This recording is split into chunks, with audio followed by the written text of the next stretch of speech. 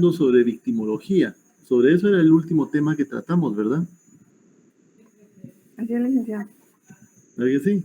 Habíamos hablado del derecho de las víctimas, el hecho de que se tenía que estudiar las causas del por qué es que se cometen ciertos delitos en ciertos momentos o en ciertos lugares, cómo es que algunos delitos de alguna manera trascienden más o se dan más a menudo en ciertas áreas y otros en otras áreas. Un ejemplo, les puedo decir a ustedes, los secuestros se pueden dar más en áreas donde hay personas que manejan una cantidad de dinero mayor. En el caso de las extorsiones, en la mayoría se da en lugares donde hay un tipo de pobreza. Entonces se da la pauta en donde hay ciertos delitos que se cometen o que se dan más a menudo según el lugar donde estén las personas. Entonces, ese entra dentro de un estudio social que debe hacerse de la ciencia de la victimología. Y por eso es que en su momento, ahorita les estoy haciendo un recordatorio de lo que vimos en la clase anterior para poder traer nuevamente a colación esto que hemos perdido el hilo un poquito, ¿verdad? Entonces, la victimología entonces es una ciencia que estudia científicamente a la víctima y su papel dentro de un hecho delictivo. Aquí vemos nosotros de que este estudio se puede dar desde varias disciplinas, por lo tanto no se refiere solo a las víctimas de un delito, sino también a las que como consecuencia de un accidente, por ejemplo, ¿verdad? Una víctima de un accidente de tránsito, a desastres naturales, que ya les había comentado a ustedes, a crímenes de guerra, como lo del conflicto armado interno, que ya leyeron ustedes parte de este libro, el abuso de poder que se puede dar desde el punto de vista de una autoridad del Estado, y de alguna manera, cuando hablamos de eso, podemos ver que los profesionales que se relacionan con la victimología pueden ser científicos, operadores jurídicos, pueden ser de alguna manera profesionales en las ciencias sociales y también políticos. También podría darse desde el punto de vista de los psicólogos, ¿verdad? Que pueden estudiar la victimología desde su campo. Por lo tanto, también hablamos del derecho a la justicia, que aunque se haya constituido una persona como creyente, la víctima tendrá varios derechos dentro del proceso. Está lo que es el derecho a la información y trato, está también el derecho a recibir un trato digno que respete sus derechos fundamentales y que procure de alguna manera reducir lo que es una victimización o revictimización con motivo del proceso. Y aquí es muy importante, ¿verdad? Ustedes, porque cuando una persona, una víctima, ya sea que se querelle o no se querelle, en el trato que le tiene que dar el sistema de justicia, te tiene que respetar de alguna manera el hecho de que esta persona ha sido vulnerada, que ha sido afectada y no se puede revictimizar. Por eso creo que en su momento algunos de los compañeros se habló aquí lo que es el MAINA, el MAIJU, que de alguna manera unifica lo que es el trato a la víctima para que no se esté repitiendo eso. Yo les puedo decir a ustedes de que, por lo menos donde yo trabajo en su momento, cuando el juzgado de primera instancia, porque yo conozco en alzada, significa que yo ya conozco en la siguiente instancia, ¿verdad? Entonces el juzgado de primera instancia, el juzgador enviaba a hacerle de alguna manera los estudios psicológicos, el trabajo social, y si hubieran indicios de violación contra un niño o niña, se tenía que de alguna manera dar intervención al INASIF para poder determinar si en efecto había ese tipo de vejamen contra el niño. Entonces, en la sala jurisdiccional donde yo trabajo, antes se mandaba a volver a hacer esos exámenes. Entonces, cuando llegué y llegaron otros compañeros, decidimos que ya no se iba a hacer eso porque ya existe un estudio que viene de primera instancia, porque voy a revictimizar yo a la persona, al menos de que lo que se esté impugnando sea el hecho de que no es creíble un estudio y de verdad haya una causa que motive de que haya una duda razonable para poder aplicar de alguna forma o para poder valorar tal situación. En el caso de nosotros en Alzada no valoramos prueba, pero si en algún momento dicen no se valoró adecuadamente, solo nos vamos a ese punto. Pero por les digo, antes se tomaba de alguna manera eso como cajonero, de enviar a hacer nuevamente todos los estudios a los niños y adolescentes y con eso se revictimiza. Porque vean, es como que hablemos ahora de una mujer que ha sido víctima de violencia, víctima de maltrato físico, psicológico, sexual, y que nuevamente le estemos preguntando a cada rato qué fue lo que pasó, cómo pasó y cómo es volver a vivir lo que le sucedió a esta persona. Entonces todo eso se debe de evitar según el estudio de la victimología, porque no se puede revictimizar a la persona que ya ha sido vulnerada muchas veces o previamente.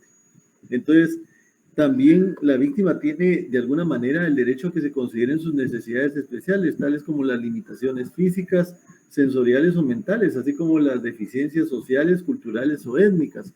Aquí les puedo decir yo de que en este caso es importante que veamos nosotros que cuando se lleva a cabo un proceso jurisdiccional, se tiene que establecer el estudio de una persona cuando esta persona tal vez mentalmente no es capaz de decir las cosas abiertamente como las podría decir cualquier otra persona que de alguna manera sí fuera capaz de poderse comunicar, de poder decir las cosas coherentemente, ¿verdad? Una persona que no ha sido declarada por lo menos en estado de interdicción puede hablar claramente de qué le sucedió.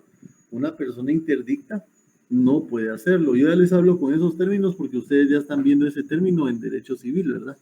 Entonces, también está el hecho de que las personas o la víctima tiene el derecho a ser informada y en el primer contacto ahí podemos ver nosotros que desde que se tiene contacto con las autoridades judiciales se le tiene que informar de todos los derechos, de las facultades que tienen, así como los deberes, por motivo de lo que es la intervención en el proceso. Además, tiene el derecho a tener el acceso a un expediente judicial. Y una víctima no necesita de que su abogado llegue a pedir el expediente judicial o la certificación del expediente judicial. Puede hacerlo, claro, el abogado, si así lo requiere la víctima, pero si la persona quiere ir personalmente y decir, miren, yo soy parte de este expediente, de este proceso, el órgano jurisdiccional está obligado a darle una certificación si así lo requiere la víctima. También es importante que la víctima tiene derecho a señalar el domicilio o lugar en donde se le puedan ser comunicadas las decisiones que se adopten y que también puedan ser localizadas, así como que también de alguna manera se canalice la información por una vía reservada y a criterio de una oficina de atención a la víctima del delito y que en este caso de alguna manera el Ministerio Público tiene las formas de poder proteger a la víctima en este caso. En caso que se encuentre sujeta a protección la víctima, de alguna manera goza de la protección que pueda darle el Ministerio Público para que de alguna forma se garantice el bienestar de esa persona, tanto dentro del proceso como posterior, pero obviamente no es indefinida esa protección, ¿verdad? Pero por lo menos darle un acompañamiento hasta que se logre accesar a la justicia que se está buscando. También podemos ver nosotros de que cuando les digo yo de ser informados, también nos podemos ver hacia la parte de ser informadas de las resoluciones finales que se adopten, así como de los cambios y modificaciones de las medidas cautelares que se hayan adoptado. Y de alguna manera también la existencia o riesgo de seguridad que puede haber de parte de la víctima es importante que de alguna forma sea protegida la integridad de la persona y de alguna manera protegerla, darle seguridad a su vida, a su integridad física, siempre y cuando de alguna manera también esta persona se le pueda informar porque haya señalado domicilio, sitio o medio en que pueda serle comunicadas, que es muy importante, ¿verdad? Porque si no señala un lugar y hagan de cuenta ustedes de que al agresor se le haya dado medidas y haya salido libre, ¿cómo se le va a informar a la víctima si no señaló una dirección? O si la dirección que señaló previamente ya no es donde esta persona vive y no señaló nueva dirección, que es muy importante eso para las personas. Aquí dentro de la victimología vamos a hablarles a ustedes el caso, por lo menos, de alguien que es victimario, ¿verdad? Y me pregunta a mí, ¿verdad? Como yo lo conocía y él tenía un determinado delito. Entonces me dice, mira, fíjate que cometí tal delito, pero a mí me dieron una medida. Yo vivía en la casa de mi mamá, pero ahora vivo enfrente. ¿Habrá algún problema con eso? Por supuesto, le digo, porque aparte de que es cierto, tu mamá puede decir que recibe los documentos, pero en el caso de la mamá alquilaba. Imagínense ustedes de que alguien de los que arrendaba ahí hubieran dicho, no, él ya no vive aquí. Entonces le revocan la medida porque también cuando alguien es victimario y se le da una medida, la condición dentro de otras es que dé un lugar para recibir notificaciones, pero que él dé cuál es su domicilio para poder tener un control sobre esa persona. Pero esa persona se movió, aunque sea enfrente de su casa, y aunque sea, no es una cuadra, sino que es un callejoncito, aunque sea muy enfrente, si alguien dice, no, ella no vive aquí, le revoca la medida del juez. Entonces son cosas que es importante que ustedes como abogados sepan. Cuando ustedes representen a alguien, es importante que señalen lugar para recibir notificaciones, y muchas veces es la oficina profesional de ustedes, pero a veces también se da la casa de las víctimas, porque tal vez la oficina de ustedes queda lejos.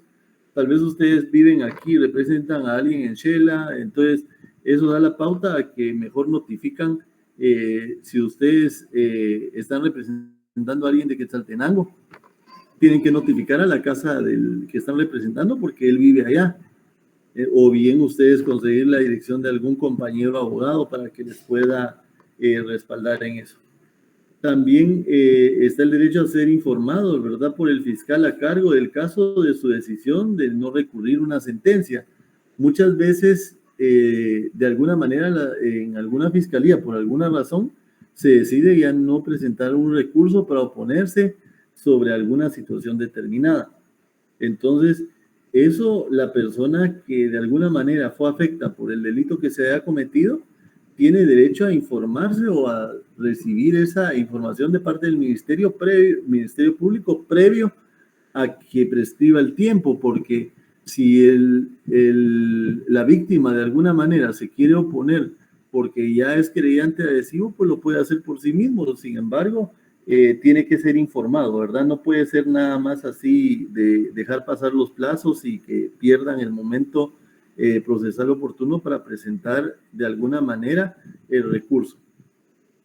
También de alguna manera, si hubo alguna modificación de medidas cautelares que sean adoptadas, o si el Ministerio Público se entera de que hay algún riesgo a su vida, a su integridad física, y que de alguna manera dentro del plazo formal para recurrir cada una de esas resoluciones y con indicación de razones, si no lo puede hacer el Ministerio Público, siempre y cuando haya señalado de alguna manera la víctima un domicilio para hacerlo, porque si no, no se le puede señalar de responsabilidades ni al Ministerio Público ni al órgano jurisdiccional por no notificar. Muchas veces al no tener una dirección para recibir notificaciones, se tiene que de alguna manera notificar por los estrados, que ustedes se han dado cuenta que muchas veces a los que ya procuran en los juzgados se pueden dar cuenta que hay pegadas un montón de notificaciones así en las paredes, que es de las personas que no han señalado un lugar para recibir notificaciones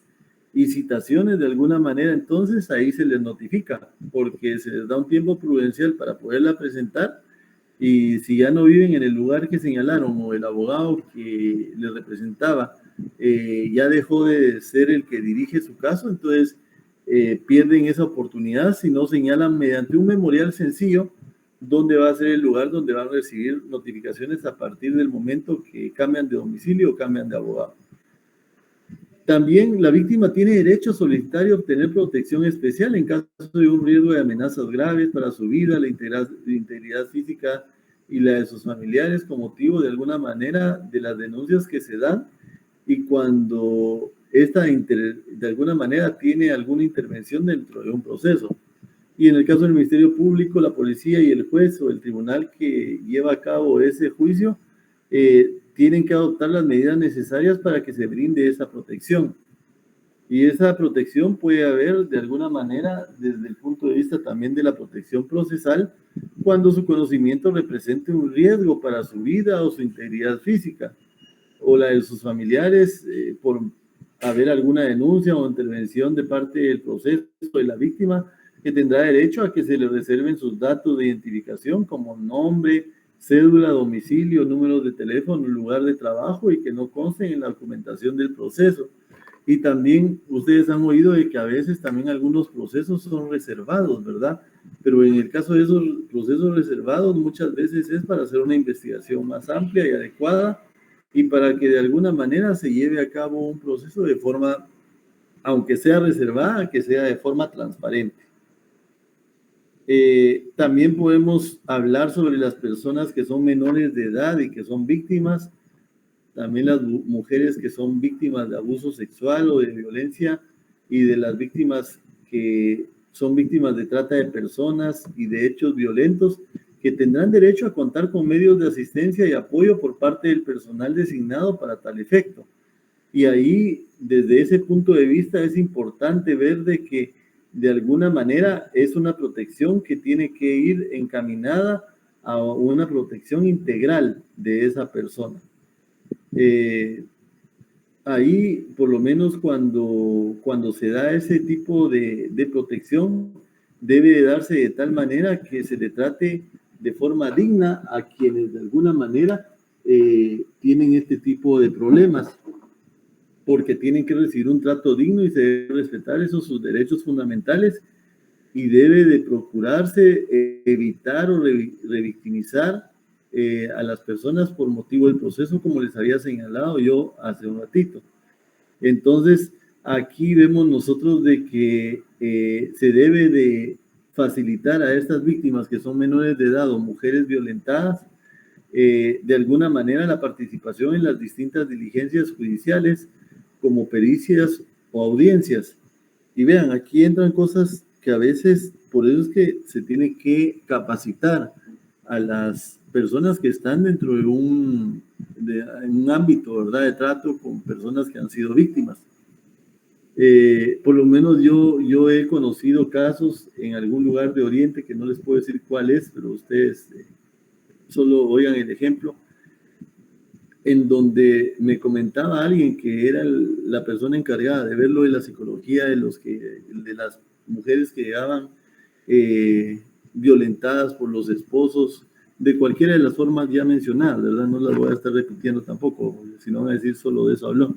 Pero de alguna manera llegan violentadas y todavía le pregunta a la fiscal si no fue ella la que provocó al marido para que le pegara, ¿verdad? O si no era ella la que estaba de alguna manera provocándole o motivándole, o que si no le revisó tales situaciones en contra de su voluntad, o inclusive hay posturas machistas, ¿verdad?, que dicen, pero si vos sos la mujer, tenés la obligación de tener relaciones con él porque él quiere, o sea, y ustedes saben de que el matrimonio no da una obligación de mantener una relación sexual obligada. Entonces, sí puede darse una violación dentro de un matrimonio, pues entonces que un profesional del derecho tenga una concepción machista y trata con mujeres víctimas, no debería ser permisible, ¿verdad? Es delicado. Y las personas menores de edad que son víctimas tienen el derecho a que se les considere su interés superior. Y vean, cuando hablamos nosotros del interés superior del niño, y ustedes lo pueden ver en la Convención de los Derechos del Niño y en la Ley PINA, que es la Ley de Protección Integral de la Niñez y Adolescencia, ahí pueden ver ustedes de que de alguna manera se habla del derecho del interés superior del niño, pero del niño, niña, adolescente, pero desde ese punto de vista tenemos que saber manejarlo, porque cuando uno habla del interés superior del niño, también tiene que explicar por qué es el interés superior del niño que motiva tal cosa. Hace un par de días estuve en una conferencia y manifestaban de que algunos jueces venían y decían que por el interés superior del niño se iba a, de alguna manera, a enviar a los niños a una casa hogar, ¿verdad? Institucionalizar, le decimos nosotros en nuestro medio. Pero si fuera así, un juez tiene que motivar el por qué es el interés superior del niño, en qué le beneficia, si no hay otro pariente cercano, si no hay una persona, un recurso idóneo, le decimos nosotros, para que pueda de alguna manera apoyar a ese niño y de alguna manera cuidarlo sin necesidad de institucionalizarlo. Ya vieron que después de lo que pasó en Hogar Seguro, de alguna manera se ha evitado el institucionalizar a los niños, pero algunos jueces, como les digo, si llegan a manifestar únicamente que por el interés superior del niño lo dan a institucionalidad, pero no motivan en su sentencia que es porque ya se investigó de que no hay otro familiar o un recurso idóneo donde dejarlo. Inclusive puede ser de alguna manera cuando hagan de cuenta ustedes de que una pareja está privada de libertad, 2 personas, hombre y mujer, cometieron algún delito y el hijo se queda solo y no tienen algún familiar, pues ellos también podrían de alguna manera proponer a un amigo cercano, a una persona de confianza, y el juez podría valorar eso, ¿verdad? Y cómo vive ese amigo, si no anda también en delincuencia, si es una persona apta para poder cuidar a un menor de edad, pues por supuesto de que podría darse el caso de que se dé, pero se tiene que valorar todo eso. Eso es el interés superior del niño, o sea, entre otras cosas, ¿verdad? No es únicamente a quién se le entrega, también el interés superior del niño se puede ver cuando por lo menos se le da a determinado progenitor, o bien ninguno de los 2 progenitores es el adecuado, pero se va donde la abuela, o bien de alguna manera se resuelve en favor del niño por tal situación. Entonces, pero hay un montón de ejemplos, ¿verdad? Lo que yo no les puedo dar son datos específicos, porque ahí les he explicado ya a ustedes de que en el caso de los niños, niñas y adolescentes, se protege toda la información, todos los datos sensibles están prohibidos para una persona que no sea parte del proceso. O sea, que por lo menos no puede llegar cualquier abogado a decir, quiero una certificación de tal cosa, ¿verdad? Porque si no es una parte que esté conociendo el proceso, hay de alguna manera problemas en eso, ¿verdad? Dice, hasta hay un periodista que fue sancionado. Sí, hay un periodista que fue sancionado. Miren, en este caso, tener razón Alexander, qué bonito caso que están exponiendo. O sea, lamentable lo que pasó, porque es un adolescente al que se le acusa de que descuartizó a ciertas personas. Ahora les digo yo algo. Yo no voy a hablar de pormenores porque puede que lleguen a apelación en algún momento eso y me tendría que excusar si yo aquí manifiesto a que sí es o que no es, porque yo no tengo conocimiento de prueba, no he visto el expediente. Entonces, pero independientemente de que sí fuera culpable o no fuera culpable, no puede venir y grabarlo, no puede venir y exponerlo, como dice Alexander. Eso de exponer a un menor de edad es totalmente ilegal, e inclusive todavía fue bastante benévola la persona que lo sancionó, porque le puso una multa pecuniaria, ¿verdad? De dinero, económica. Yo hagan de cuenta de que si yo hubiera sido el juez, hasta de alguna manera lo certifico al Ministerio Público para que investiguen los delitos que incurrió y que se le siga una causa penal también, ¿verdad? Porque inclusive todavía después de que se le sancionó, siguió en las redes sociales argumentando cosas. Sin embargo, ya no presentó apelación, o sea, ellos dijeron que iban a presentar apelación, pero como que después les explicaron la ley, ¿verdad? Y ya se hicieron para atrás, pero la situación es que es delicado. A ustedes les digo, si ustedes como abogados conocen una situación de niñez, no pueden estar exponiendo ni dando fotocopias de lo que ustedes tienen o que ustedes conocen. Si alguien les dice, mira, vos no tenés ahí un memorial de edad, y ustedes no pueden dar ahí datos sensibles, porque si de eso se llega a enterar de alguna manera algún juez que no sea benévolo, que no sea buena persona con ustedes y que no les va a permitir alguna cosa así, los puede certificar y de alguna manera pueden ser juzgados por estar de alguna manera publicando información que no se debe de menores de edad. Entonces, ahí vemos nosotros la importancia de la protección a las víctimas.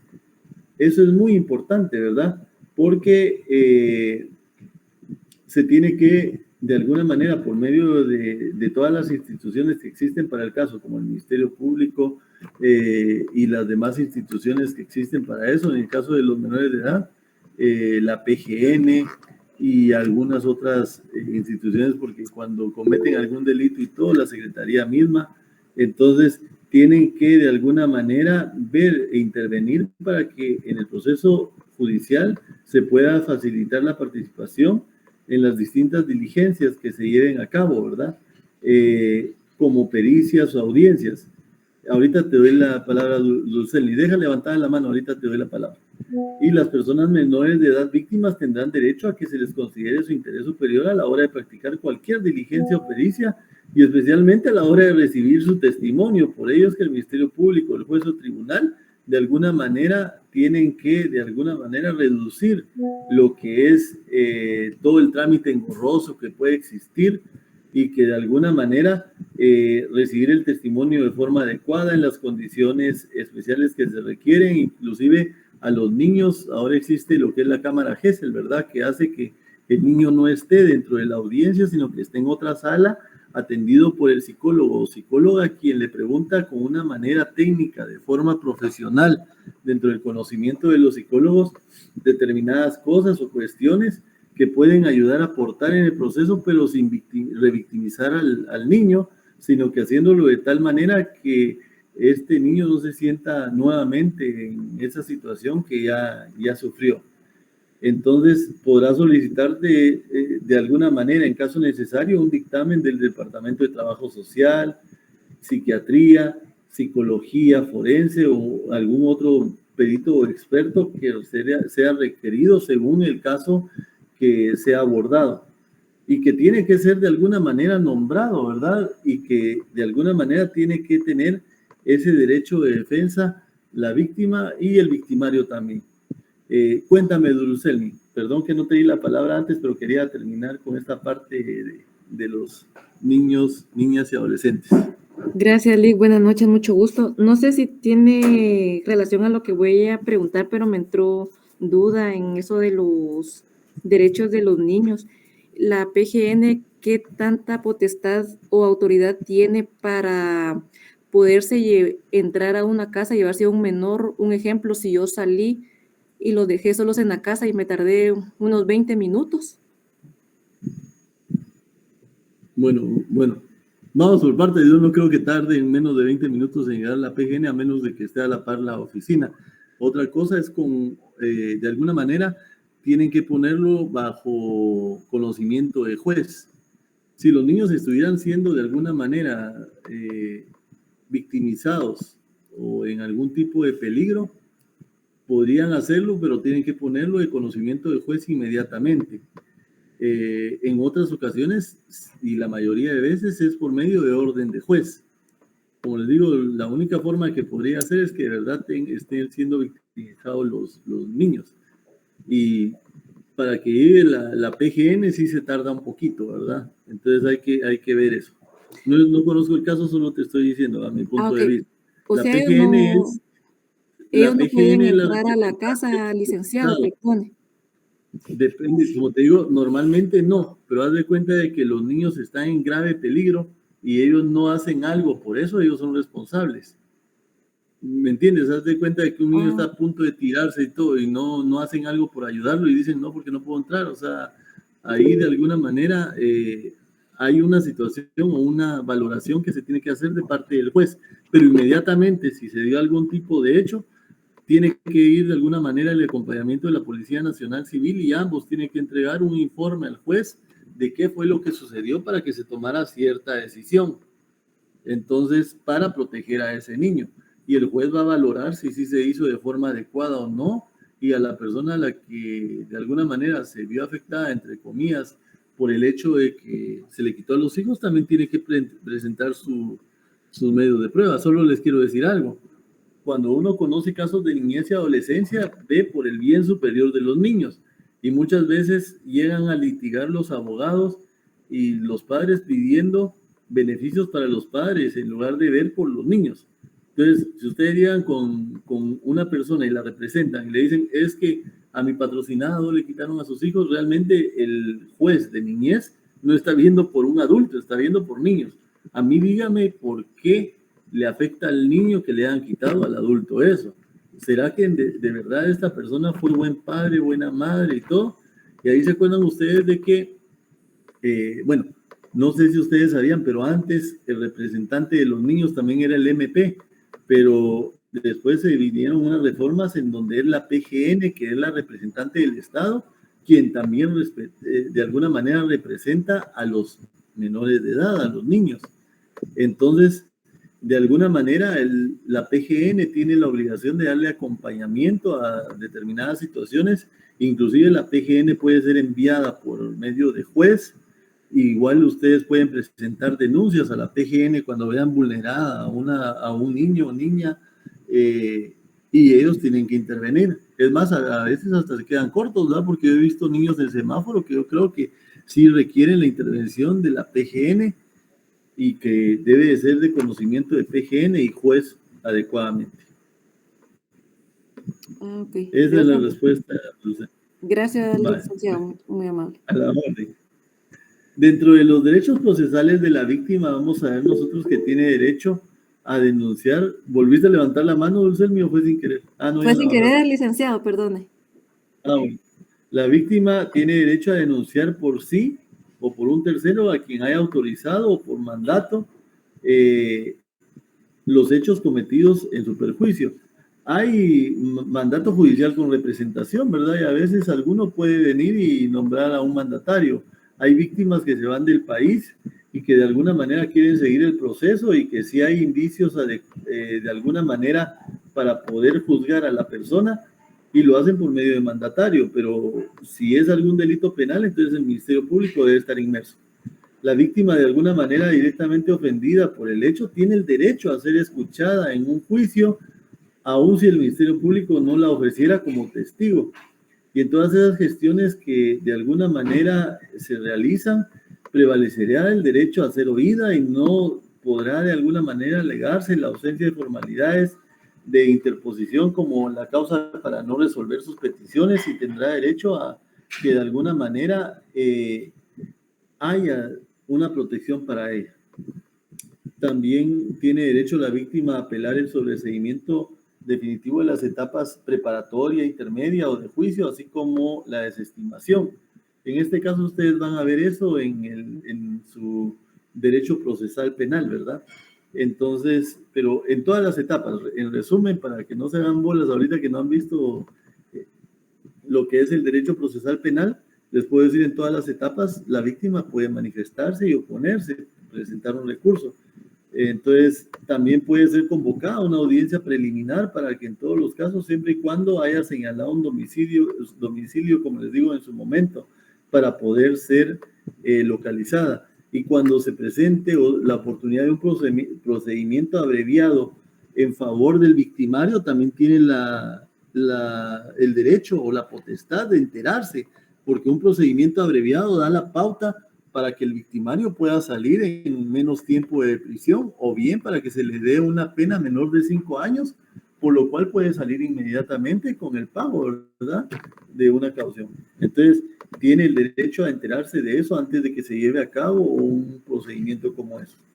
También la víctima tiene el derecho a ejercer una acción civil posterior a que haya sido de alguna manera ya sancionada la persona, el victimario, para poder recuperar un poco. Realmente el delito tal vez no se va a poder borrar. Hagan de cuenta algunos de los vejámenes que estamos mencionando nosotros, tal vez el delito no se borra, pero por lo menos se puede resarcir a la persona con los términos y alcances que de alguna manera tiene la ley y que de alguna forma da la pauta para que se le pueda proteger.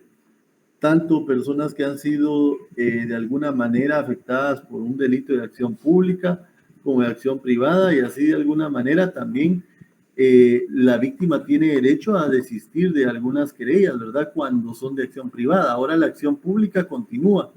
Por eso es que la ley de femicidio, les he comentado ya a ustedes, de que muchas personas presentan denuncia y piensan de que ya después solo con decir no, ya no la voy a seguir, así va a estancarse, y no continúa porque son delitos de acción pública.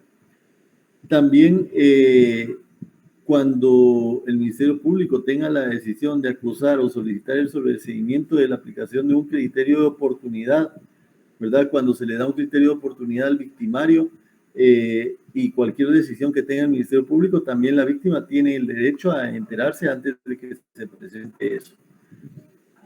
También cuando se solicita la prisión preventiva por la existencia de algunos riesgos o amenazas a la vida, a la integridad física de la víctima o de sus familiares, tiene el derecho a ser escuchada por el juez, y el juez tiene que resolver la solicitud que se le formule por parte del Ministerio Público. Es una obligación del juez, siempre y cuando haya señalado, como les digo, el domicilio de la persona, que todo versa en eso.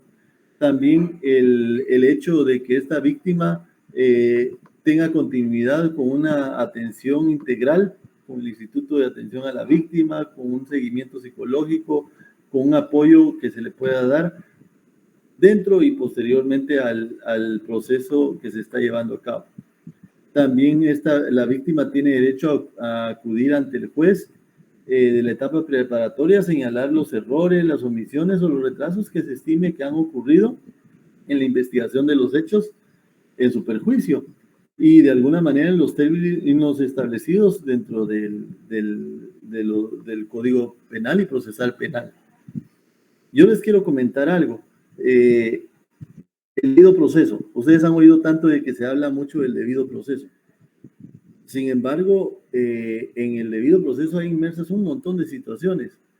Un ejemplo que yo les puedo decir es, por lo menos en el caso de niñez y adolescencia, no se puede atrasar un expediente. Entonces, en el caso nuestro, acabamos de conocer un expediente que se atrasó 2 años en una judicatura, no en la nuestra, porque ahí tenemos cero mora.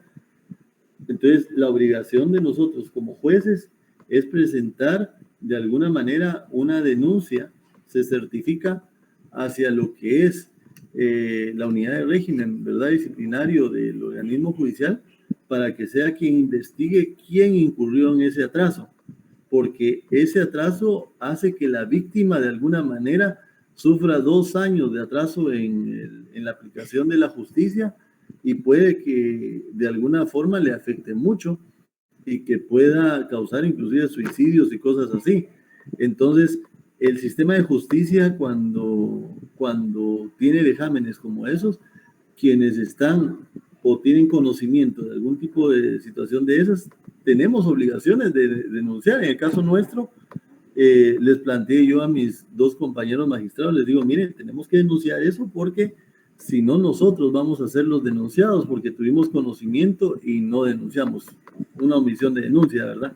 Entonces, qué importante es el hecho de que también se vele porque los procesos vayan con la celeridad del caso. No puedo hablar yo de otras judicaturas u otras áreas que no son mi competencia, pero en el caso de niñez y adolescencia no se puede atrasar un expediente. También el derecho a acudir ante un juez en la etapa preparatoria, ¿verdad? Como les digo, y que de alguna manera, cuando concluya esa interposición en la etapa preparatoria, que le sean devueltos a la brevedad posible, aún en carácter de depósito provisional, todos los bienes o valores de su propiedad que hayan sido incautados o recuperados por las autoridades con el propósito de ser utilizados como evidencia. Un ejemplo, alguna víctima que sufrió vejámenes en su vehículo, pues si ya se hizo la investigación adecuada, el expertaje adecuado, se le tiene que devolver inmediatamente eso porque de alguna manera se le afecta también en sus medios de transporte para su trabajo, a su estudio, por ejemplo, y tiene que apoyarse a la víctima lo más posible, haciendo bastante rápido el proceso y la atención a la misma. Bien, vamos a ver. Hoy hasta ahí les voy a dar clases. Vieron 40 minutos, como les digo, que debe de ser pedagógica la clase. Les mando un gran abrazo y les digo, no les he publicado y voy a tardar un poquito más porque estoy calificándoles trabajo por trabajo. ¿Oyeron? Éxitos y bendiciones. Un gran abrazo a la distancia y que todos estén bien.